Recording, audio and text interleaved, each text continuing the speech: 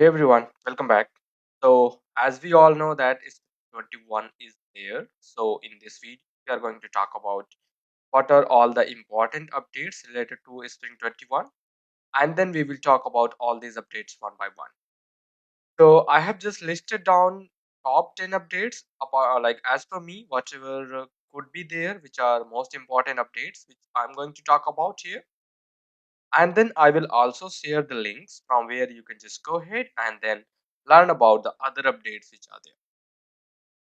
So in this lecture, I'm going to talk about manual sharing, which is there in Lightning Experience. After I can say that very long wait. Earlier, this manual sharing was not there in Lightning Experience. Now we have got that. We're going to see that. Now we can also create a lookup relationship to the opportunity product object, which is again very good things, and I will show you how to create. And I'll just give you very one a simple example which we will be using for this opportunity program. Then there is a very important method under string class, which is format. This is again going to be very helpful for the developers. I'm also going to show you this how we can analyze the performance of any lightning page over desktop or over mobile phone. This is again very good thing to analyze the performance, and then based on the performance just go ahead and optimize the performance of our lightning page, which might include some relatedly some standard components, lightning components, visual force pages, or some components from the management.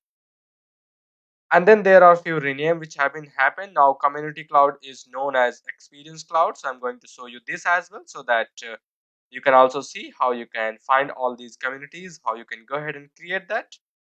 You can also create your own experience cloud, which is again a community cloud using Lightning Web Component. Custom community, you can develop that. And then there is one more important thing, which is read only profile is no longer going to be available for all those orgs which are being created after Spring 21 update. So which profile is there for this? I'm also going to talk about that. So let's quickly talk about this. This is my Salesforce environment. I'll talk about the very first update, which is manual setting over here. So this is my object, the account record page I have just opened, and as we know that manual setting buttons only appears if the OWD for that object is either private or public read only. So the OWD for my object account is private, and if I just click on this drop down button, I will be able to see this sharing button. I can just go ahead, click on that button, and as soon as I'll click on button, it will take you, like it will open a pop-up for you where you can just go ahead and search for your users. I can just say if I'll see if I have any user over here. So I'll just go ahead, refresh this page. There might be some issues because this record was already opened. So I'll just go ahead, refresh this page, and we'll be able to see that this demo within a quick seconds. Again, just go ahead, click on this sharing button. A pop-up will appear here. I'll just say that I'm just trying to type security over here. But if you see the drop down, we have got users, we've got public groups, we've got roles, internal subordinates, and for the users, I'm not sure why the user is not coming over here, but we have got the users. They're shared with the three group of users here. If you see here, we've got John Smith, we have security controls, and that's why the reason we were not able to see the security control user where I was trying to share. So here if we select public groups and try to say not sure what group I have, so I can just try to put some random names, but here we don't have. Let's see if we have got integration user over here. You can see here all internal users, which is again a group. I can just go ahead and select this, and then I can see what access I wanted to give over here, and then just go ahead, click on save, and it will share the record with all internal users. You can see here record record share data was created for that particular group which we just selected. So that was the very first thing, and the second thing is that now we can create a relationship for the opportunity product object. So what we are going to do is, like I have one object called location with the object API name is product location. Now, suppose that you are working for a company where your company need to know which product we are going to sell on which countries under a particular opportunity. So we can just go ahead, click on new button under that object. If you don't have, you can just go ahead and create an object. This is a very simple object. Click on lookup relationship, select next, and then I'm going to select opportunity over here, opportunity product. Earlier, this was not available before a Spring 21 update. Go ahead, click on next, and then see what all information it is asking. Just go ahead, let those be like those information, whatever is there as it is. Click on again the next button, go ahead next, and we are just going to save it. So make sure that you have added that into the related list of your opportunity product. Now we have got this. What we will do is we'll just go ahead to the opportunity record, and we will be coming over here. We'll say that this is our opportunities. Open any of the opportunities, and once we got our opportunities, we must need to see that we have product. Okay, we have. Just go ahead, click on any of this product, and we need to associate this product with a particular location. In which location we can save this product.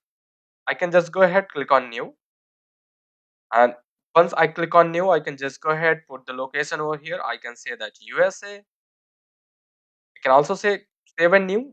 I can have multiple, so I can say India. Go ahead and click on save. So now I have got two locations for this particular project.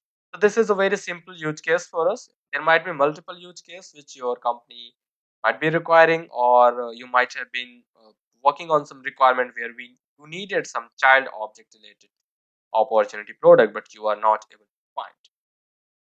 The next is that string.format method. This is again very important, which I said. So let's see how this is going to work.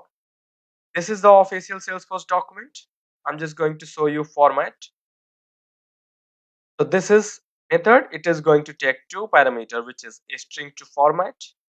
Other parameter is formatting arguments. So how? Uh, Let me show you just one quick example over here. I'll just go ahead, click on new, and try to create a new account over here, and we'll show you what actually happens. So suppose that I'm just trying to create a business account where I'm going to pick some random name over here. Suppose that I'm just going to create a salesforce.com. I've got this salesforce.org. I'm just going to click on save. So once I will just like this record will get saved, we will get the pop-up account, and this is the account name was created. So how we can kind of get this information in our custom coding? How we can get that? So for that, this is our template. This is 0, this is 1. This is going to be like this 0, 1. You can also say that 2, and then these are the parameters which we are going to kind of say that this is the one. The parameter is like that the name of our account, which we say that universal containers is going to replace here. This complete flower brackets and 0 will be replaced with universal containers. Was last updated. Then again, this is again a dynamic formatting, the template. This will be replaced with this particular parameter, which is date, and I can say that by Amit Singh. Okay. So these are the parameters. This is the template which we prepared. These are the parameters, and these are again going to be the object type. Why? Because these parameters can be of any type. You can see it is an string. This is a date. This is again a string. You can also have some sort of boolean parameters, and then you just need to call the method of string.format. Two parameters it is going to take. The template you have just prepared on the top, all the parameters, list of objects, and then it is going to return you the new string, which is the formatted string with all the exact what you can show as a pop-up. If I go ahead and click on this execute, I will be able to see. So you can see that debug log is loading for me. Once this debug log will be loaded fully, I will be just clicking on this debug only checkbox to see what exact debug we are getting. You can see here newly formatted string is universal containers was last updated as 3rd of March 2021, sorry, 6th of March 2021 by Amit Singh. This is what you can also show using either your Lightning Web Components, you can also use Lightning Components, Aura Components. You can just go ahead and use those. So that is again a very good example. You can also use this in order to kind of prepare some dynamic SQL queries as well. Next thing is that analyzing performance of a Lightning page. So again, this is going to be like this. We are here under an account page. We wanted to make sure, we wanted to check how this page is going to perform. You can just go ahead, click on this gear icon, edit page, and once you click on this edit page, it is going to open the Lightning app builder for that particular record page. And you can see on the UI as well, it is just passing the ID, and this is the ID of your account page, and this is the record ID where you are actually in, and based on this record ID, it is going to show you that complete record under this app builder.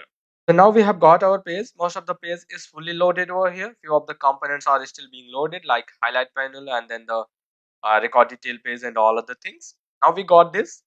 You can just click on this analyze button on the top right. You can see here just before activation button. Click on analyze. It will start analyzing the performance of your page. Here you can see if your page is taking less than like less than 2 seconds or 2.5 seconds, then you can say that you have got a very good performance. But if it's taking more than that, then again you have to optimize. You can see here it is saying that moderate. You can also go to the phone and you can see here it is good because it is taking 0.24 seconds.